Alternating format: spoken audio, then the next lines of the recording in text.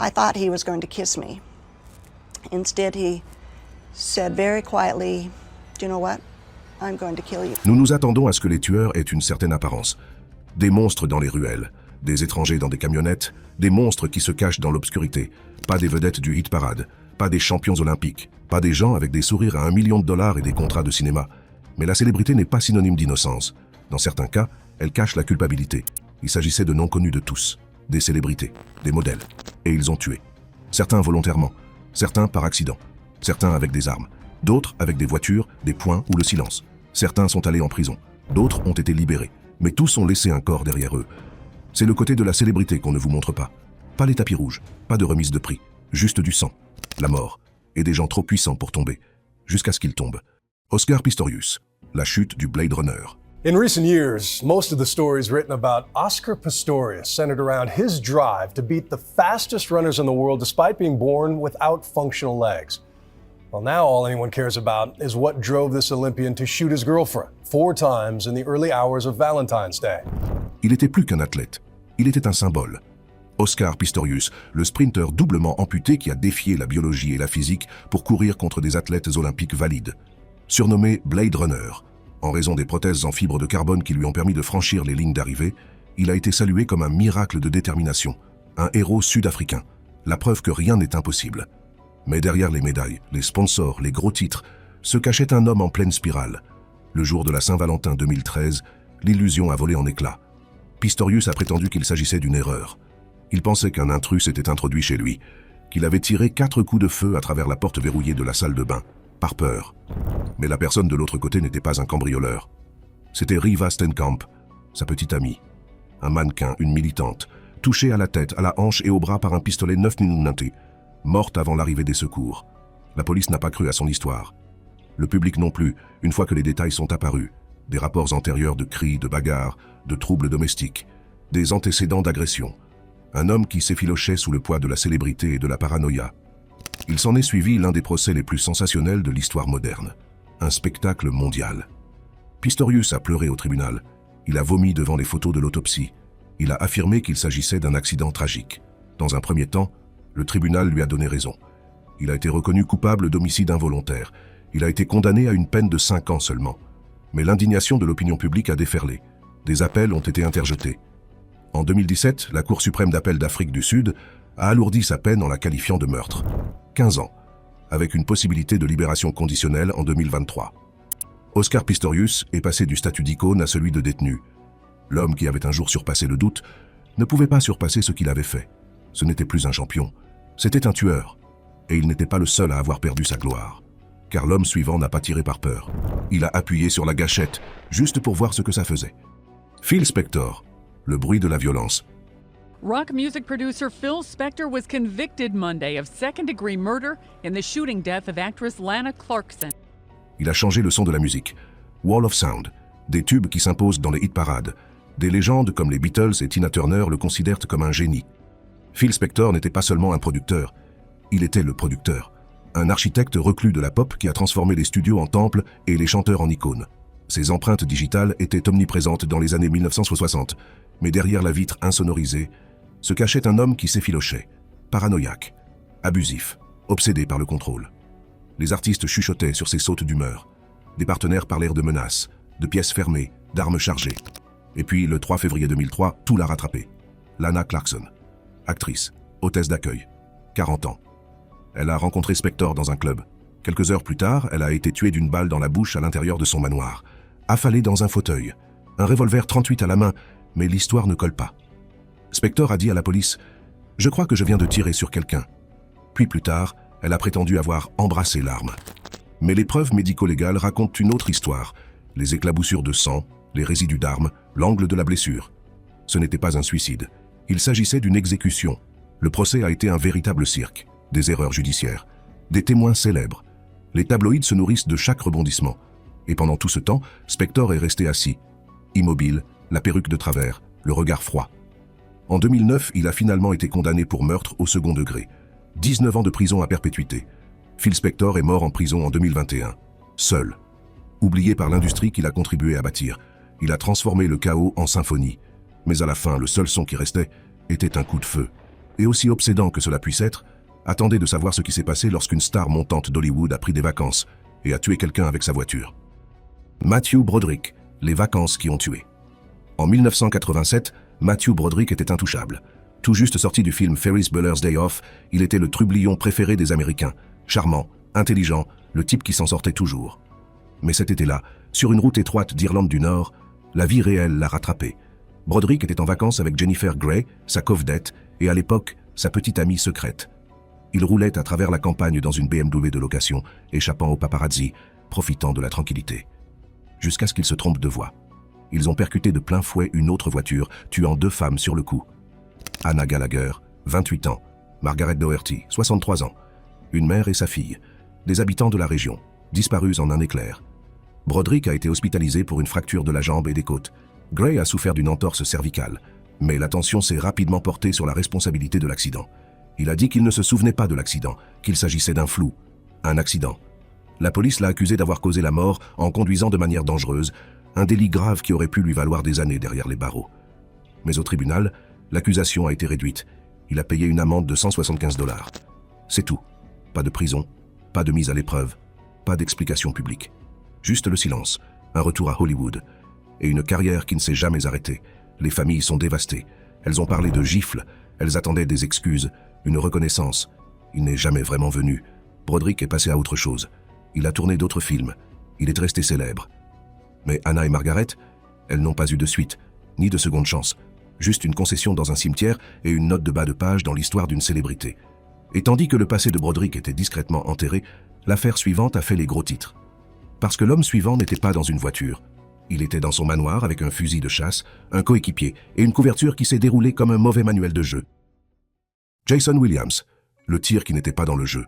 And when I went to snap the gun closed to hand it, I didn't even know that Mr. Christophe was in the house there. The gun went off and hit Mr. Christophe in the chest, and it killed him instantly. Il avait tout pour lui.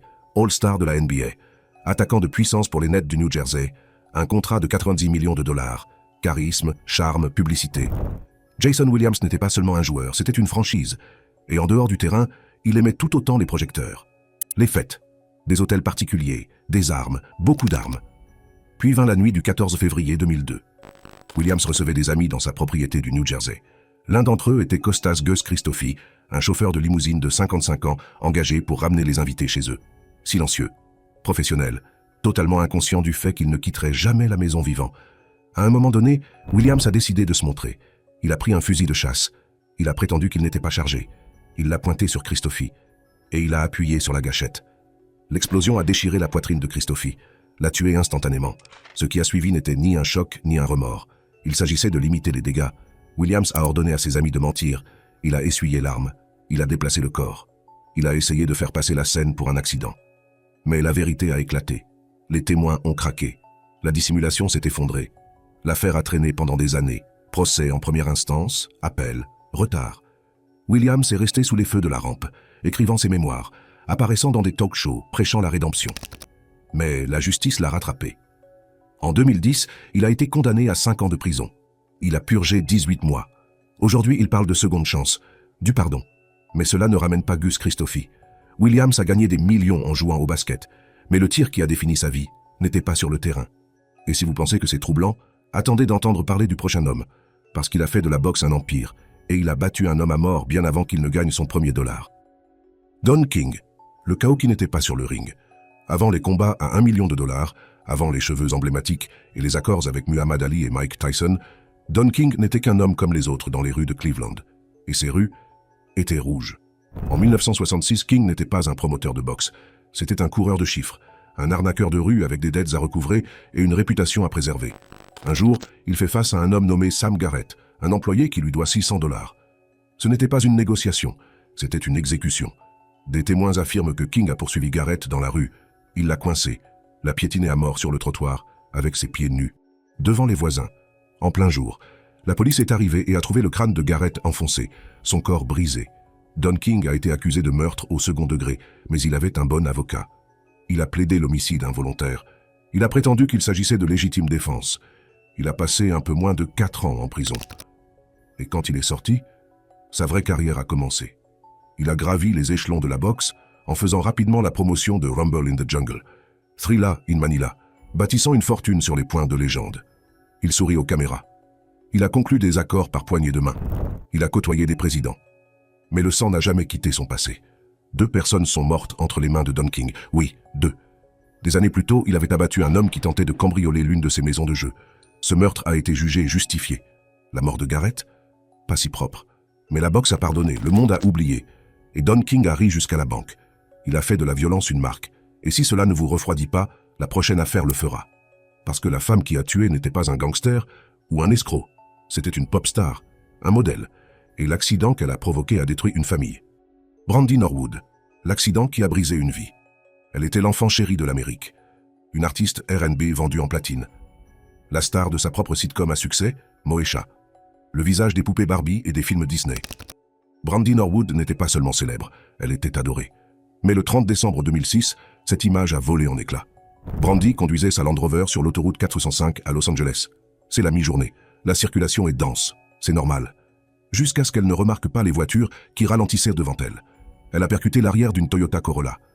Cet impact a déclenché une réaction en chaîne. 4 voitures au total. Des corps projetés, du métal froissé.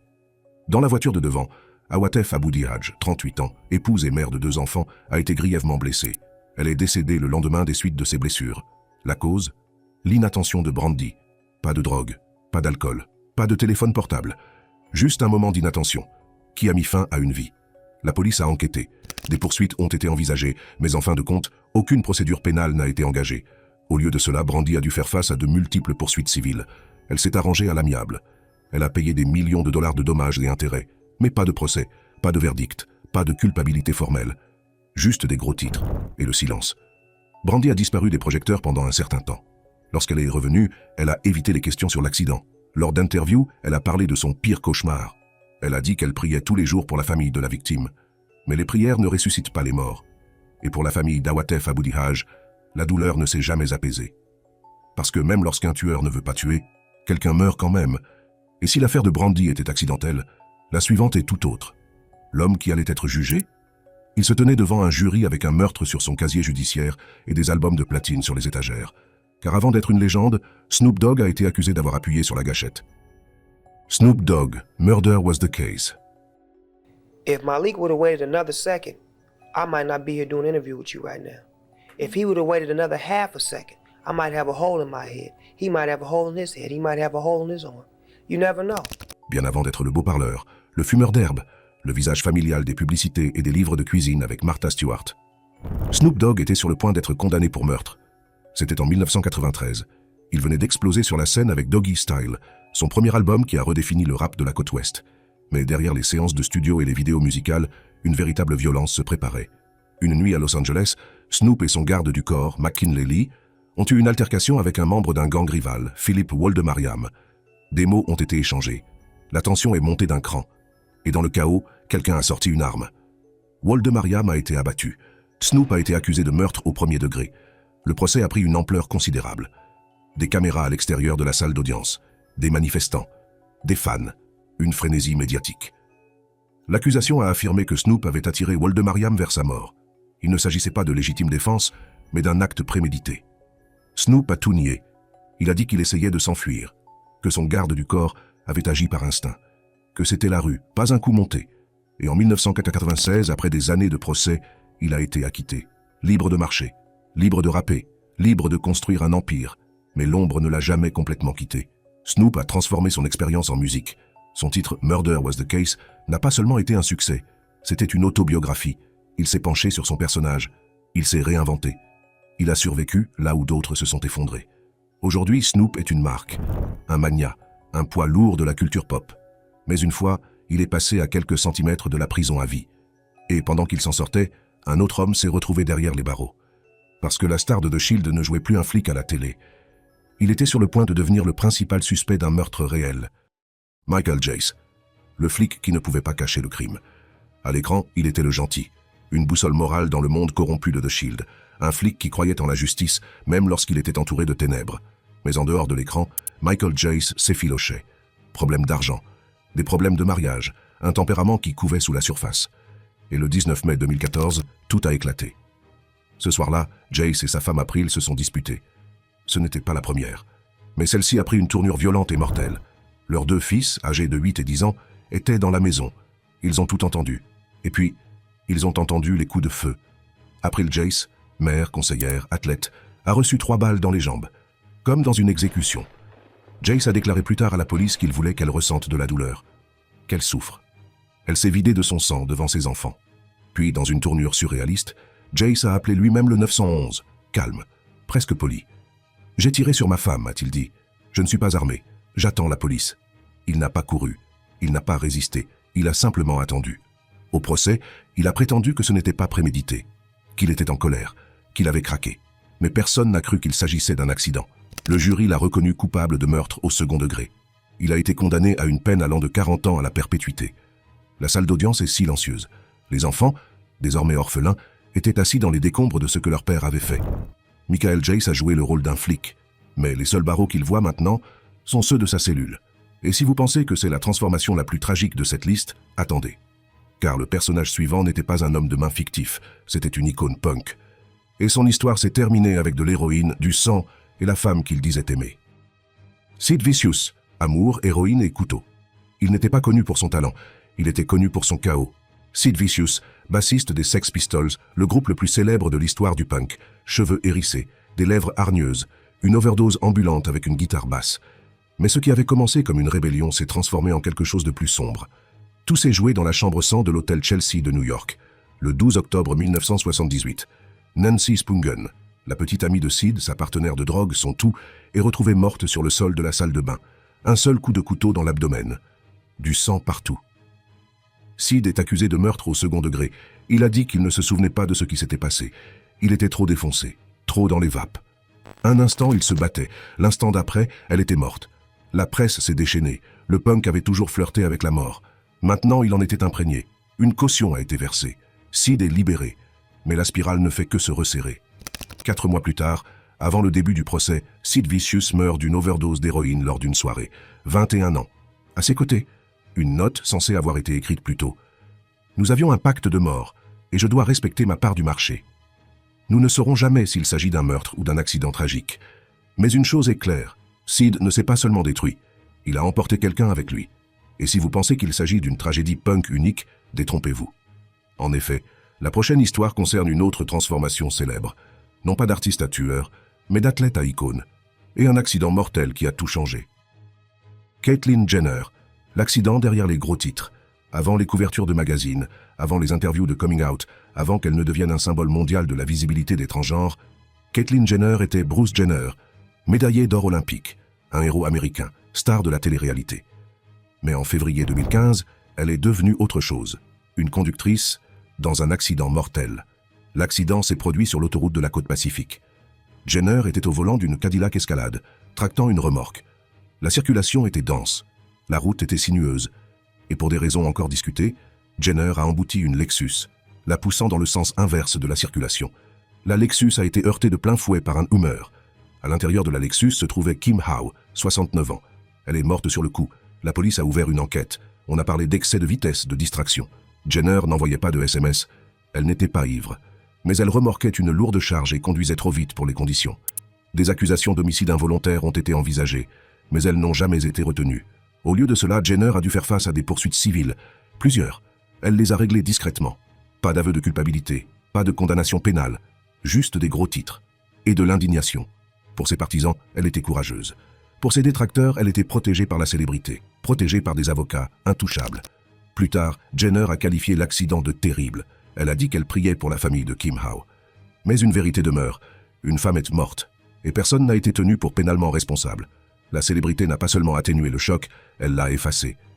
Et si vous avez l'impression que la justice a été trahie, l'histoire suivante ne vous réconfortera pas.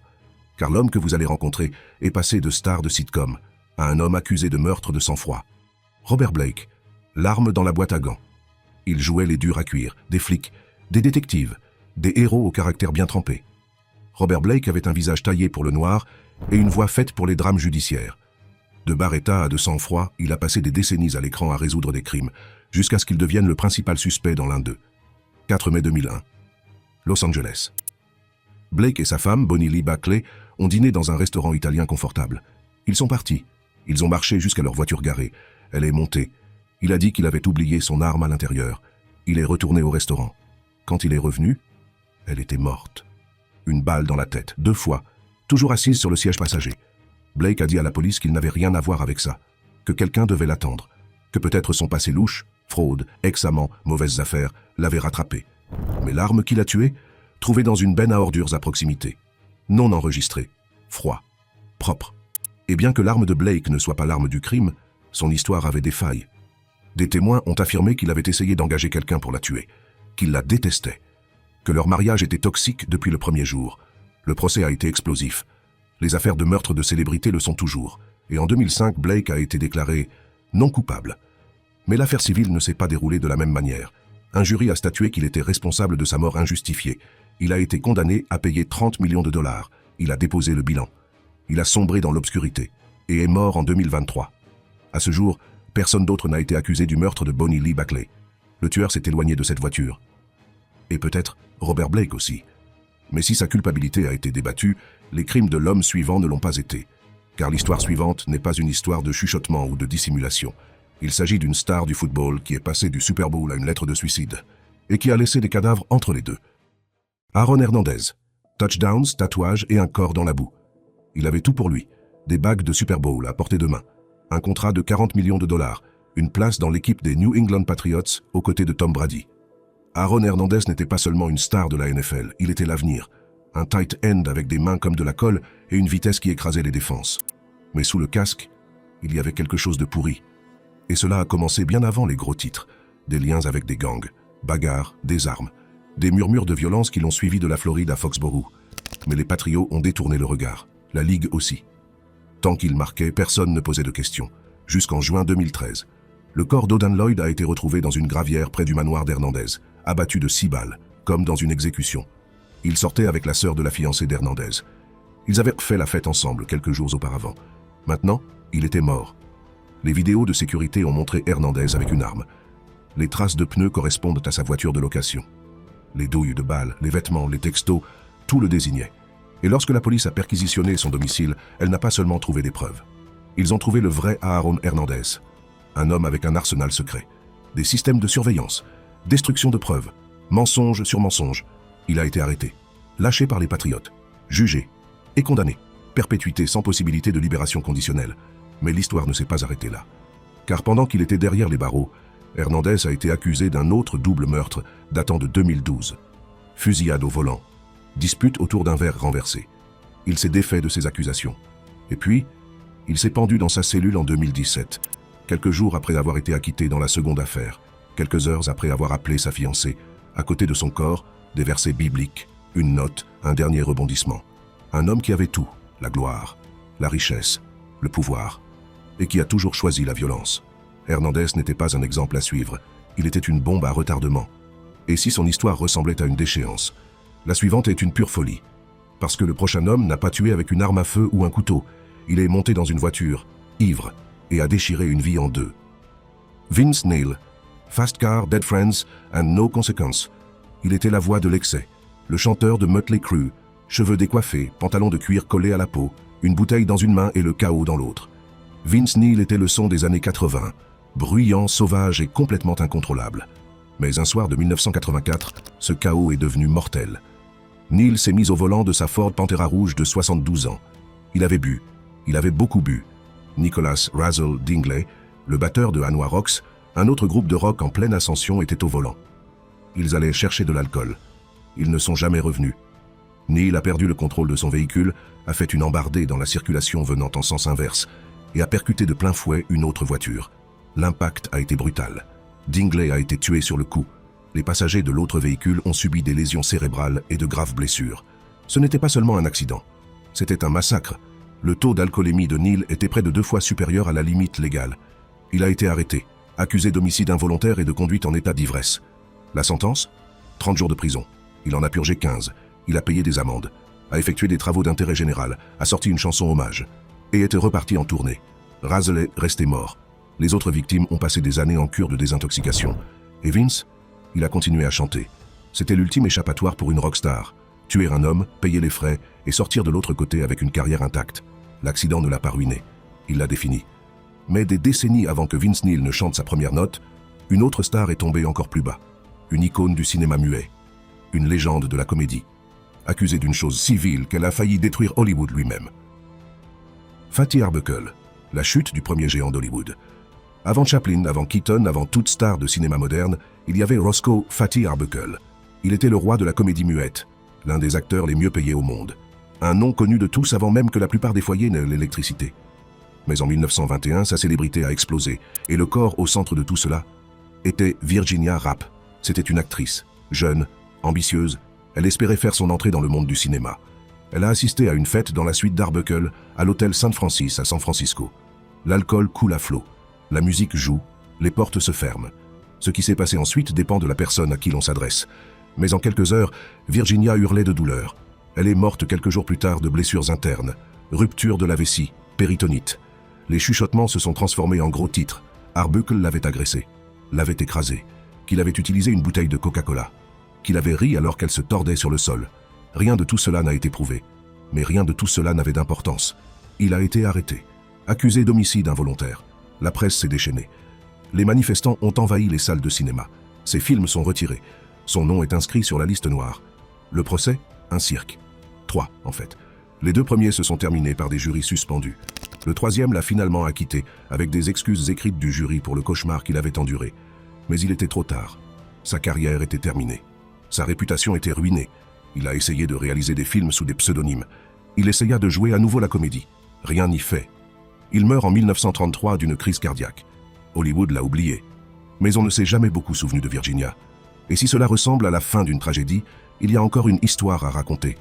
Un homme qui a vécu et est mort sur scène, un homme qui a gagné un Oscar, et qui, dans un moment de folie, a appuyé sur la gâchette de la femme qu'il aimait. Gig Young, Oscar, folie et meurtre-suicide. Il avait la voix, le charme, le visage qui faisait sourire les directeurs de casting. Gig Young était la royauté d'Hollywood. Lisse, fringant, toujours un verre à la main, à l'écran comme en dehors. Il a remporté un Oscar en 1970 pour They Shoot Horses, Don't They, dans le rôle d'un maître de cérémonie déglingué, imbibé d'alcool et de désespoir. L'art imite la vie, car hors caméra, Gig s'effilochait. L'alcool, mariage raté, problèmes financiers, Whispers of Bipolar Disorder. Il était le genre d'homme qui pouvait illuminer une pièce et en disparaître dans le même souffle. Puis en 1978, il a choqué le monde. Quelques semaines après avoir épousé sa 5e femme, Kim Schmidt, une jeune actrice allemande, il l'a invitée dans son appartement new-yorkais. Ils ne sont jamais partis. Les voisins n'ont rien entendu. Pas de cris, pas de bagarre, juste le silence. Jusqu'à ce que la femme de ménage les trouve tous les 2 morts. Elle était affalée sur le sol, une balle dans la tête. Il était allongé à côté. Même sort.